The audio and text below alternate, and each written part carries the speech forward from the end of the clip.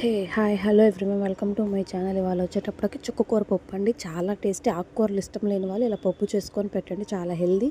ముందుగా పప్పుని ఇలా వాష్ చేసేసుకొని పక్కన పెట్టేసుకోండి. దాంట్లోకి మనం 2 టమాటా ముక్కలు, పచ్చిమిర్చి ఒక 6, తర్వాత చుక్కకూరని ఇలా బాగా వాష్ చేసేసుకొని పక్కన పెట్టుకొని కొంచెం సాల్ట్, పసుపు, చిన్న రవ్వ చింతపండు వేసుకొని కొన్ని వాటర్ పోసుకొని 1 టేబుల్ స్పూన్ ఆయిల్ పోసేసుకొని 3 విజిల్స్ వచ్చేదాకా బాగా బాయిల్ చేసుకోండి.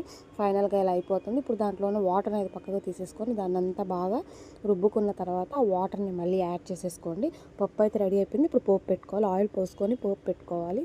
తాలింపు గింజలు, కరివేపాకు, చిన్నులపాయలు వేసుకొని కొంచెం ఇంగువ వేసుకోండి, చాలా టేస్టీగా ఉంటుంది. పోపు రెడీ అయిపోయింది. ఇప్పుడు అది పోపు అనేది పప్పులో యాడ్ చేసుకొని మొత్తం మిక్స్ చేసుకోవడమే, అంతే అండి. చాలా టేస్టీగా ఉండే చుక్కకూర పప్పు అనేది రెడీ అయిపోతుంది.